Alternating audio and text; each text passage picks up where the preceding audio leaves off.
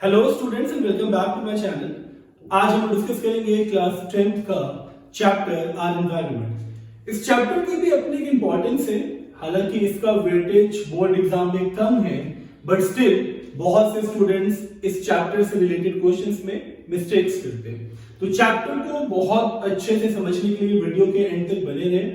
अब मैं स्टार्ट करने जा रहा हूं chapter with the meaning of the name of chapter are environment. So पहले तो सबसे इंपॉर्टेंट चीज यही है कि you have to understand what is environment actually. क्योंकि देखिए बहुत से लोगों को ये पता नहीं होता है एनवायरनमेंट क्या है, बिकॉज मोस्टली जो स्टूडेंट्स हैं up to the class 10th level वो एनवायरनमेंट एंड हैबिटेट में कंफ्यूज होते हैं या एनवायरनमेंट और इकोसिस्टम में कंफ्यूज होते हैं। हालांकि दोनों में बहुत क्लोज रिलेशन है, बट एनवायरनमेंट का मतलब क्या होता है? Our surrounding. It simply means कि एनवायरनमेंट सिंपली मींस कि whatever the physical surroundings around us, यानी जो भी चीजें फिजिकल फॉर्म में हमारे आसपास है, दैट इज आवर एनवायरनमेंट। अब फिजिकल सराउंडिंग का मतलब क्या है पहले समझते हैं। ओके, तो our environment includes physical surrounding. Okay, surrounding means our nearby areas या हमारा बिल्कुल आसपास का जो कंडीशन है, ठीक है? तो it includes physical surroundings. अब physical surroundings में जो चीजें इन्वॉल्व हैं उसको पहले समझते हैं हम लोग। तो physical surroundings consist of mainly soil, water, air, light, temperature, etc. Okay, अब ये बात तो आपको समझ में आ गई होगी ना कि environment simply means whatever the physical component present around us, यानी जो भी सराउंडिंग में हमारे फिजिकल कंपोनेंट है वो सारी चीजें मिलके हमारा एनवायरनमेंट डेवलप करता है। ओके, अब इस एनवायरनमेंट में इस चैप्टर को मैं स्टार्ट करूंगा with the relation between our environment as well as with ecosystem. Okay, अब देखिए एक तरफ हमारा एनवायरनमेंट एंड एक तरफ हम बात करेंगे इकोसिस्टम की। ओके, अब इन दोनों में बहुत क्लोज रिलेशन है, बट दोनों में एक बेसिक डिफरेंस क्या है? Ecosystem consist of both biotic and abiotic components. तो एक चीज तो क्लियर है ना, biotic means the living components, abiotic means non living components. Clear? तो एक प्रॉपर कोऑर्डिनेशन होता है, प्रॉपर इंटरेक्शन होता है between these to, and that's why ecosystem को हम सेल्फ सस्टेनिंग यूनिट बोलते हैं। Self sustaining unit. And self sustaining का मतलब क्या है कि ये खुद पे ही डिपेंडेंट, यानी ये किसी भी चीज पे डिपेंडेंट नहीं है। अगर मैं इसको हिंदी में बताऊं तो एक बहुत सिंपल सा टर्म है आत्मनिर्भर, यानी खुद पर डिपेंड है। एंड ये चीज क्यों पॉसिबल होती है? Because of the interaction between biotic and abiotic component. बात समझ में आ रही है आपको? एंड एनवायरनमेंट का जो पार्ट था ये हम ऑलरेडी डिस्कस कर चुके थे कि environment includes the physical surroundings. And अगर आप बहुत ध्यान से देखें फिजिकल सराउंडिंग्स को तो इसमें भी आपको abiotic component and biotic components भी दिखेंगे। अब सपोज जहां पे आप रह रहे हो तो आपके सराउंडिंग्स में बहुत सी चीजें ऐसी होंगी जो बायोटिक होंगी, like animals, like vegetables, like plants. Okay, तो ये सारा जो सिस्टम है ये एनवायरनमेंट, एंड एनवायरनमेंट में जो प्रॉपर कम्युनिटीज बन जाती है, प्रॉपर हैबिटेट्स बन जाते हैं जहां पे प्रॉपर इंटरेक्शन हो between biotic and abiotic component, that component is known as ecosystem. I hope ये दो चीजें आपको क्लियर हो गई होंगी। अब इस चैप्टर को हम लोग और आगे लेके चलेंगे with the very important topic that is wastage of ecosystem that is generated by human activities. Okay, or simply waste is we generated. Wastage we generated. इस टॉपिक को बहुत ध्यान से समझना है क्योंकि ये बहुत इंपॉर्टेंट है. तो there are two type of wastage which are generated by human activities. Okay. तो इसको मैं टू कैटेगरीज में डिवाइड कर रहा हूं. First one is biodegradable and the second one is non biodegradable. Non biodegradable. तो अब इन दोनों में डिफरेंस क्या है पहले इसको समझते हैं. ओके, तो बायोडिग्रेडेबल, अब देखिए ये जो टर्म है ना, ये खुद इस पूरे प्रोसेस को या इस पूरी कैटेगरी ऑफ वेस्ट को एक्सप्लेन कर रहा है. बिकॉज डिग्रेडेबल का मतलब क्या होता है? Which can be degraded. Degraded का मतलब क्या होता है? Which can be broken down, which can be easily break by the bio means living organism.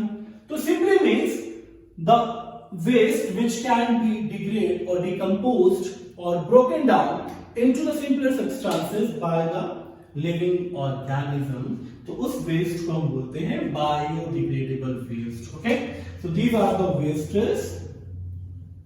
These are the wastes which can be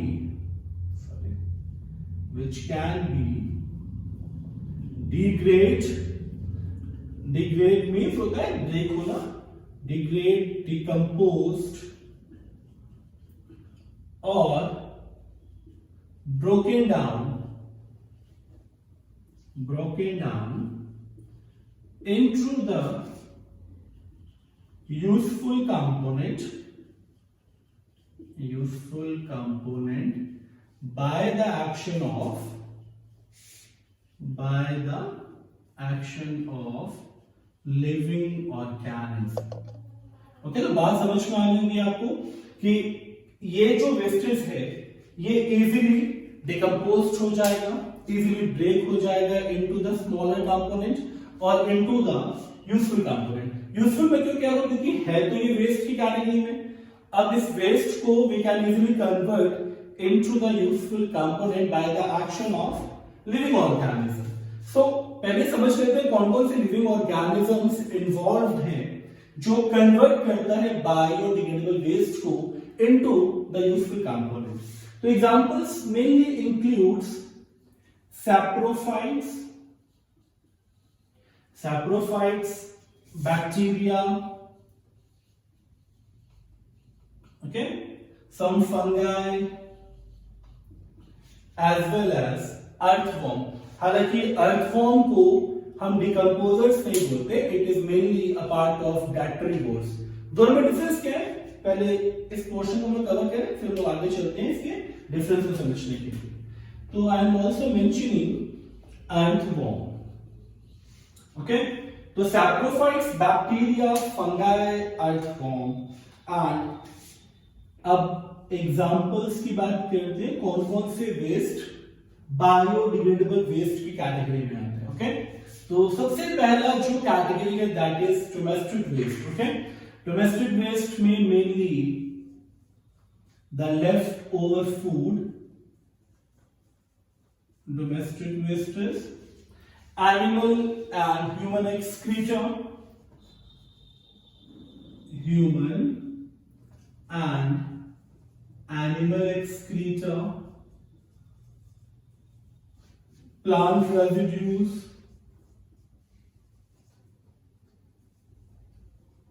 plant residues का मतलब क्या होता है? जो भी लीव्स, स्टेम या ब्रांचेस, इवन द फ्रूट्स और vegetative part जो फॉल हो जाए एंड सॉइल के पास जाके डिकेड एंड डिकम्पोज्ड हो जाए, तो उस पोर्शन को हम बोलते हैं प्लांट रेजिड्यू. ओके, तो ये कैटेगरी जो है बायोडिग्रेडेबल वेस्ट की, ये आपको समझ में आ गई होगी. अब हम लोग आते हैं नॉन बायोडिग्रेडेबल वेस्ट के लिए.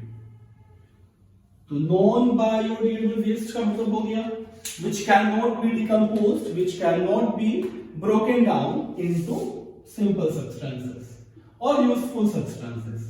So which cannot be degraded or broken down into useful substances. Okay?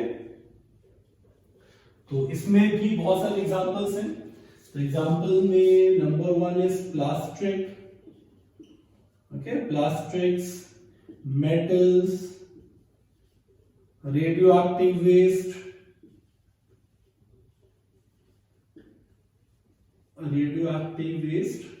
And so on. Okay, तो बेसिक डिफरेंस तो आपको समझ में आ गया होगा ना, बायोडिग्रेडेबल एंड नॉन बायोडिग्रेडेबल में.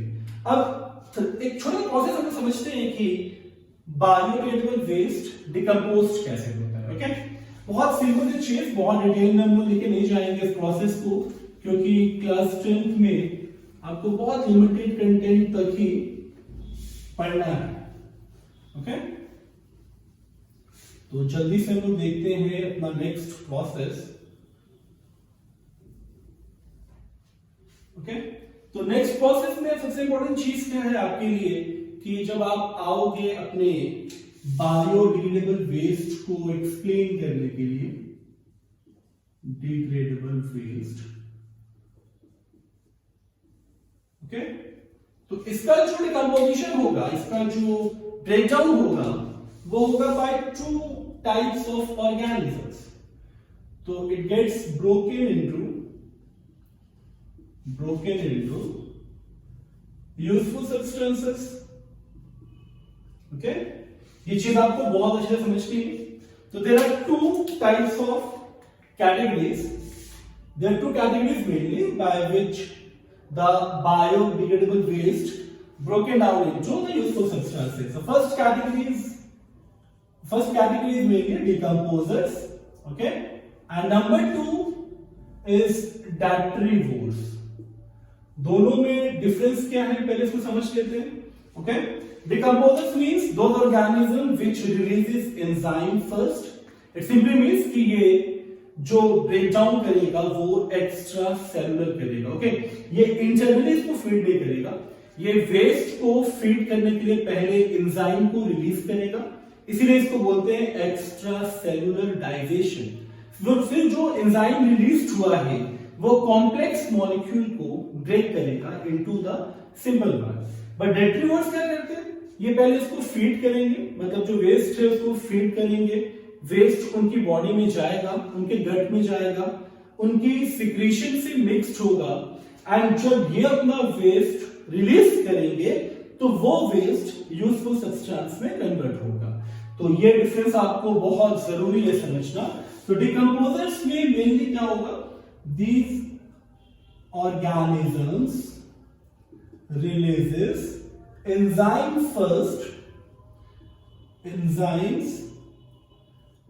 outside to break complex molecules into simple ones,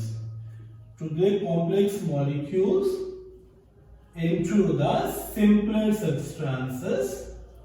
Okay, and इसमें जो एग्जांपल्स हैं, इसमें मेनली जो एग्जांपल है वो है सैप्रोफाइटिक बैक्टीरिया.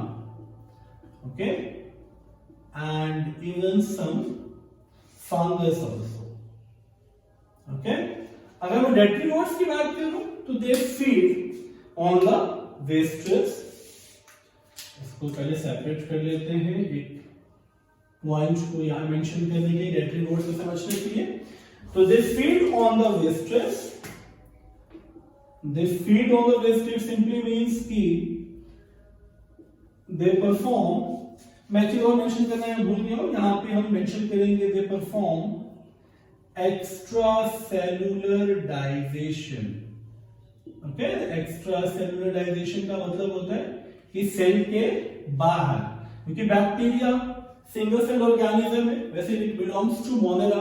मोनेरा मींस एक बहुत सिंपल सा structure, that is bacteria. So they releases enzyme first Enzymes feed on or break down the complex molecule into the simple substances. Okay, but यहाँ से नहीं होगा, they feed on the wastes and pulverized or mixed or easy to they feed on wastes and mixed it with the secretions of the gut, okay, also called intracellular digestion process, क्योंकि ये intracellular है, okay, ये extra cellular था, ये intracellular होगा, and they release their wastes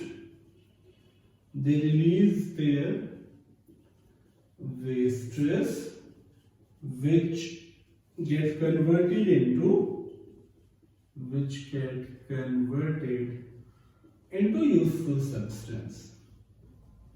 Okay, useful substances. इसमें example है आपका अर्थवॉर्म.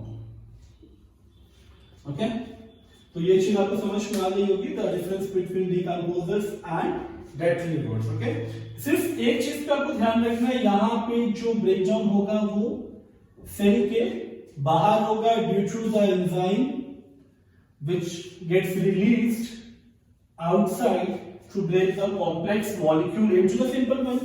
यहां पे क्या होगा, they feed on the wastes and डेट्रीवर्स पहले वेस्ट को खाएगा, खाने के बाद उसे मिक्स करेगा with the secretion, okay, and indirectly मैं कहूं तो ये intracellular digestion perform करेगा, and when they release their wastes they get converted into useful substances. Example, earthworm. Okay, so I hope आपको biodegradable waste में जो process था breakdown का by the decomposers and detrivores ये समझ में आ गया होगा. अब हम लोग चलेंगे अपने next content की तरफ, that is the component of ecosystem. अब component of ecosystem भी बहुत important है, क्योंकि अभी हम लोग जो चैप्टर कवर कर रहे हैं it is totally based on the interaction between the components of ecosystem. Okay, so let's understand the components of ecosystem. अब कंपोनेंट्स के लिए भी आपको बहुत सारी चीजों को बहुत अच्छे से समझना है, क्योंकि ये जो कंपोनेंट्स मैं आपको बताने वाला हूं इस पे काफी सारे क्वेश्चंस आते हैं बोर्ड एग्जामिनेशन में. Okay, so let's understand components of an ecosystem.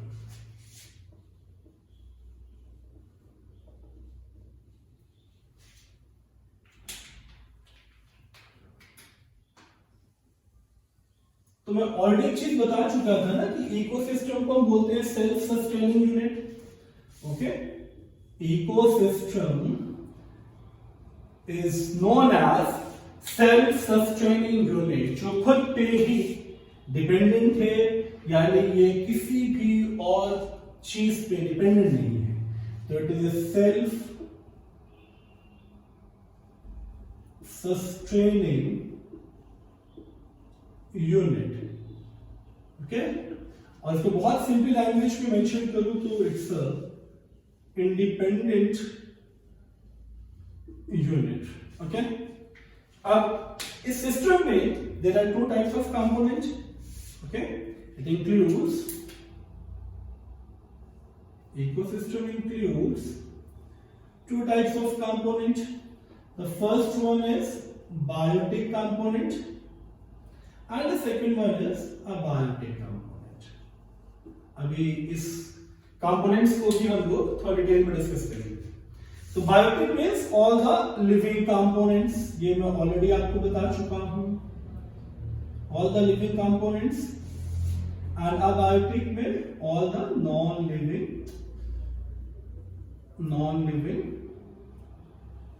components. Okay. But before starting the components of ecosystem, एक चीज और जानना बहुत जरूरी है कि what are the types of ecosystem in our environment, okay?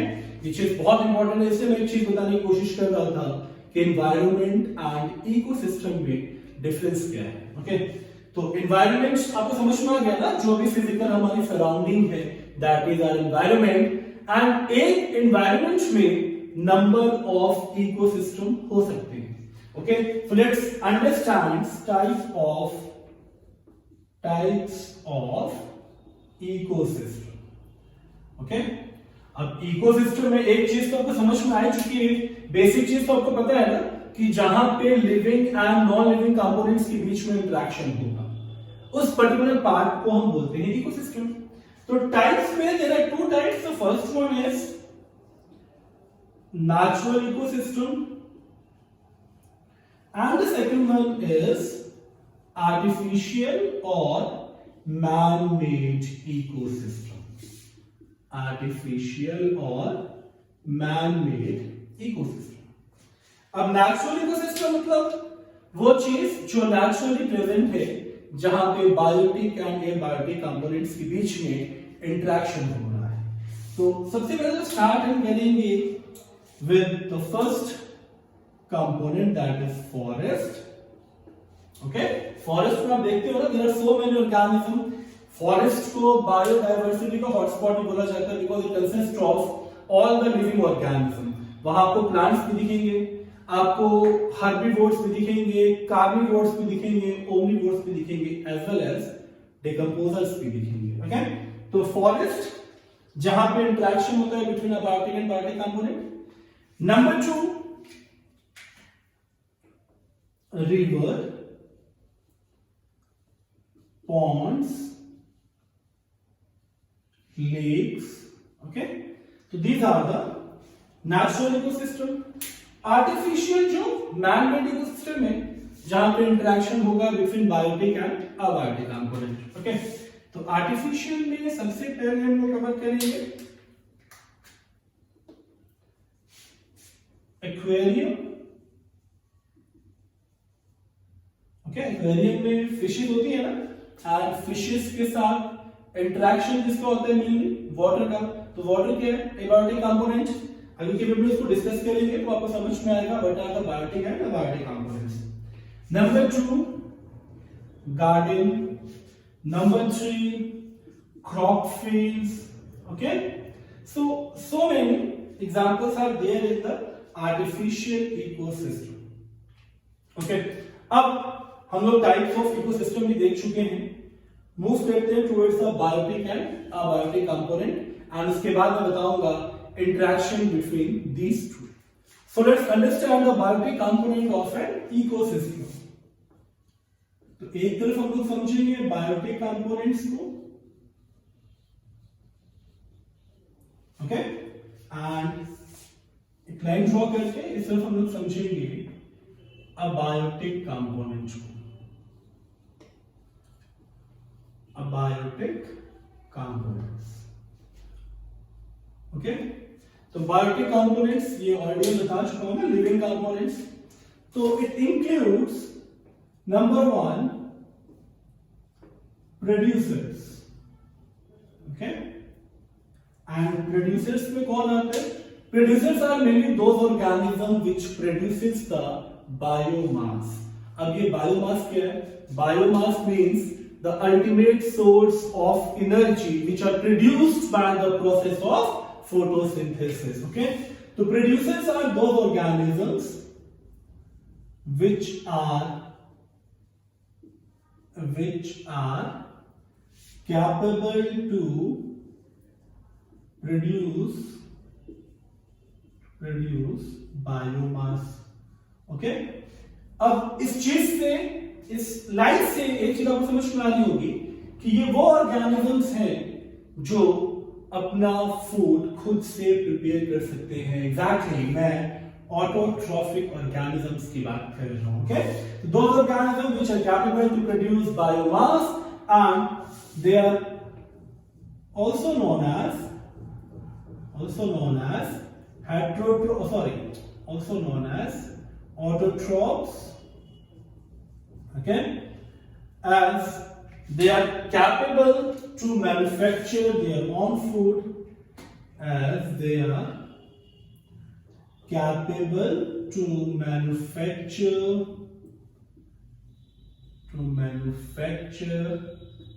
their own food by the process of,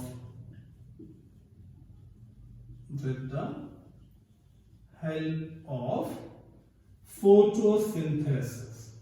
okay, अब ये चीज तो समझ में आ गई होगी। अब बात ये है कि जो ऑर्गेनिजम्स ऑटोट्रॉफ्स की कैटेगरी में आता है, वो जरूरी नहीं है कि सिर्फ लाइट की प्रेजेंस में ही अपना फूड सिंथेसाइज करे। So depending upon the source, autotrophs are divided into two categories. Okay, autotrophs are divided into two categories. The first one is photoautotrophs and the second one is chemoautotrophs. Photoautotrophs, which utilizes the solar energy, which utilizes the light to prepare their own food. And the second one is chemoautotrophs. तो photoautotrophs and chemoautotrophs को पहले हम लोग समझेंगे, okay? तो photoautotrophs means those organisms which are capable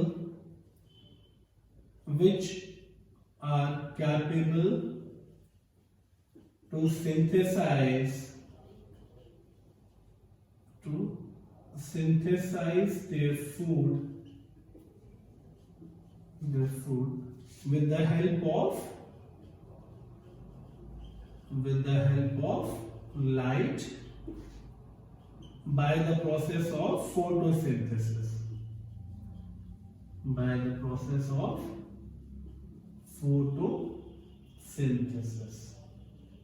Okay, तो इसमें mainly आएंगे ग्रीन प्लांट्स। एग्जाम्पल में मेनली इसमें आएंगे green plants, okay, some monorans like cyanobacteria, तो मैं सिर्फ monorans लिख रहा हूं, some monorans and some protista, some monorans and some protista, okay। यानी एक चीज तो क्लियर हुआ कि फोटो ऑटोट्रॉप्स की कैटेगरी में जो ऑर्गेनिजम्स आएंगे वही ऑर्गेनिजम्स फोटोसिंथेसिस कर सकते हैं, ओके। तो ये आपको बहुत अच्छे से याद रखना है, ओके, क्योंकि प्रोड्यूसर्स में mainly autotrophs which manufacture their own food with the help of, यहां पे भी फोटोसिंथेसिस होना जरूरी नहीं है, मैं सिर्फ आप एक चीज मेंशन कर सकते हो which manufacture their own food, okay, क्योंकि यहाँ पे दो प्रोसेस है ऑटोट्रॉप्स के, तो आई थिंक इतना सफिशिएंट है to understand what are producers. Now chemoautotrophs, तो कीमोऑटोट्रॉप्स के लिए भी एक चीज आपको बहुत अच्छे से समझनी है कि these organisms oxidize certain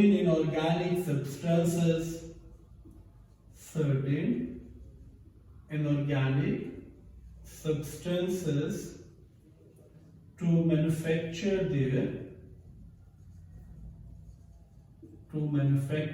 their food, okay. तो दोनों में डिफरेंस समझ में आ रहा होगा आपको कि यहाँ पे लाइट इन्वॉल्व है, यहाँ पे लाइट इन्वॉल्व नहीं है, ये सिंपली ऑक्सीडाइज करके अपने फूड को ऑब्टेन करना है, ओके। तो these are the difference between photoautotrophs and chemoautotrophs. So this is the first component as a producers, okay. Second component में भी आपको बहुत ध्यान से समझना है, बट सेकेंड कंपोनेंट को स्टार्ट करने से पहले मैं इंटरेक्शन समझा दूं आपको the biotic and abiotic world के बीच में, ओके। अब इंटरेक्शन भी क्यों इंपॉर्टेंट है कि पूरा चैप्टर इसी पे बेस्ड है, तो पहले हम लोग डिस्कस करेंगे interaction between biotic and abiotic world. ओके तो मैंने अभी प्रोड्यूसर्स के बारे में डिस्कस किया था ना, तो प्रोड्यूसर्स में एक चीज पे आपने फोकस किया था अभी, that is photosynthesis. Okay the process mainly performed by green plants and some organelles and protists, but हम लोग यहाँ पे अभी इसको समझने के लिए सिर्फ ग्रीन प्लांट्स को ही इन्वॉल्व कर रहे हैं. तो ग्रीन प्लांट्स हो गया इसका biotic component. Okay and during the photosynthesis it captures solar energy. तो सोलर एनर्जी क्या हो गया, अ biotic component along with water and carbon dioxide. तो water as well as air ये भी हो गया abiotic component to produce biomass in the form of glucose. Okay? ये हुआ है ना, ये प्रोसेस आपने पढ़ा होगा, इससे पहले भी आप लाइफ प्रोसेस का न्यूट्रिशन वाला पार्ट पढ़ चुके हो.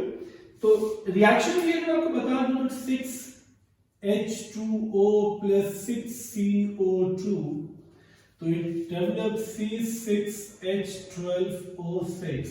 क्योंकि देखिए ये O2 into 6 12 and O6 ये O के 18 मॉलिक्यूल्स है, इसमें 6 हमारे पास यहाँ इन्वॉल्व है. तो बाय प्रोडक्ट क्या बनेगा, 6 मॉलिक्यूल ऑफ ऑक्सीजन. तो ये जो रिएक्शन है ये sufficient है to understand the interaction between biotic, ये biotic world हो गया आपका, okay, and abiotic world. बात समझ में आ गई होगी आपको. तो ये तो हो गया फिर first component that is producers. अब हम डिस्कस करेंगे next component of biotic world that is consumer. तो कंज्यूमर्स में मेनली वो ऑर्गेनिजम्स जो फीड करते हैं प्रोड्यूसर्स पे. तो let's understand the second component of biotic world, consumers. Okay तो consumers mainly feeds on the producer. Consume करने का मतलब क्या होता है, जो कंज्यूम करे whatever the component formed by producers. Okay, so they consume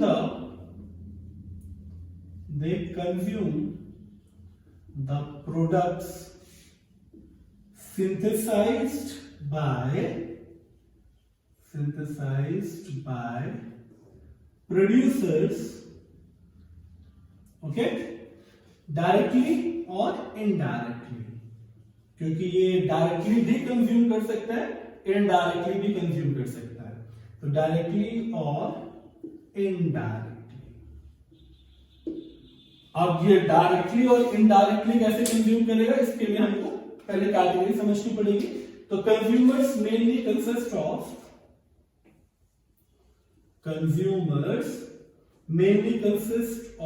three categories. The first one is herbivores,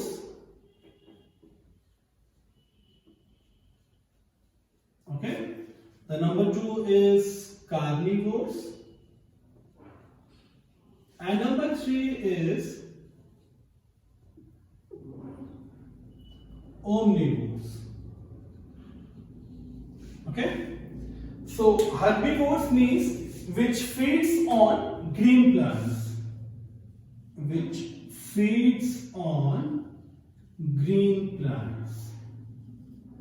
okay. इसके एग्जांपल्स में deer, grasshopper, okay, and number of herbivores animals like cow, goat, etc. Carnivores which feed on herbivores. It simply means कि carnivores includes flesh eating organism. Okay, इसमें आप example में जल्दी समझ लो, lion, tiger, etcetera. बहुत सारे organisms आप पढ़ चुके हो इस कैटेगरी में. And omnivores which feed on both, which feeds on plants as well as flash, okay, जो प्लांट्स को भी फीड कर ले एज वेल एज फ्लैश को भी फीड कर ले। तो इस कैटेगरी में जो एग्जांपल्स आएंगे इसमें ह्यूमंस सबसे पहले, okay, dogs, crow, etc. Okay, so these are the category of consumer. So ये तो हो गया second component. And third component में डिकम्पोजर्स, ये भी लिविंग कंपोनेंट है कि डिकम्पोजर से मेनली क्या आते हैं, बैक्टीरिया, सम फंगाई, ओके। तो decomposers which feeds on dead और decayed organism, feed on dead और decaying organism and play very important role in nutrient cycling, क्योंकि ये जब कन्वर्ट करता है कॉम्प्लेक्स को या वेस्ट कंपोनेंट को इनटू द यूजफुल कंपोनेंट, तो सिंपली मींस कि ये न्यूट्रिएंट साइक्लिंग में इंपॉर्टेंट रोल प्ले करता है। तो फीड ऑन डेड और decaying organism and play important role in nutrient cycling, okay. Examples मैं ऑलरेडी बता चुका हूं, some bacteria, some fungi, okay. अब हम डिस्कस करेंगे अबायोटिक कंपोनेंट्स को। तो अबायोटिक कंपोनेंट में द फर्स्ट कंपोनेंट इज, चलिए इसको हम लोग सेपरेट कर लें, ओके। तो अबायोटिक कंपोनेंट में the first component is soil. So there are various types of soil. आप लोगों ने इसको काफी बार पढ़ा होगा अपने प्रीवियस क्लासेस में। बट सॉइल के लिए सबसे इंपॉर्टेंट चीज क्या है? Soil is the medium in which the plant grows and plant belongs to producers and which supports all the other forms of life. Okay, the soil is the medium in which plants grows. Okay, सिर्फ इतना ही sufficient है इस चीज को proof करने के लिए कि इंपॉर्टेंस ऑफ सॉइल क्या है as a biotic component. Okay, number 2, water. तो वाटर का भी रोल क्यों इंपॉर्टेंट है? आई थिंक इससे पहले मैं आपको समझा रहा था द प्रोसेस ऑफ फोटोसिंथेसिस। तो water is very important for photosynthesis, क्योंकि ये प्रोसेस अगर नहीं होगा तो बायोमास ऐड नहीं होगा इकोसिस्टम में, और अगर बायोमास ऐड नहीं होगा तो अदर जो फॉर्म्स है बायोटिक कंपोनेंट्स की वो सर्वाइव नहीं कर पाएंगे। Okay, third sorry second role में और देखा था, water also plays a very important role in conduction, very important role in conduction. Okay, the third component is light, and light की भी अपनी importance है. It is very necessary for the photosynthesis process. So necessary for photosynthesis. Okay, and light का अपना एक और भी role है, the opening and closing of stomata is also based on light in some plants. Okay, and the fourth one is temperature. Temperature also plays a very important role in maintaining the ecosystem, क्योंकि इस चीज को मैं ऐसे mention कर सकता हूं कि टेम्परेचर में सम ऑर्गेनिजम्स, मेनली कुछ ऑर्गेनिजम्स जो है वो पॉइकिलोथर्म्स है। तो पॉइकिलोथर्म्स का मतलब क्या हुआ? They are cold blooded, and cold blooded animals जो है ये वार्म प्लेसेस की तरफ रहना ज्यादा पसंद करते हैं। And homeotherms which are warm blooded. तो warm blooded organisms colder regions पे रहना ज्यादा पसंद करते हैं, तो it maintains the survival capacity. Okay, so this is all about barbic and barbic components. अब हम लोग डिस्कस करेंगे नेक्स्ट टॉपिक.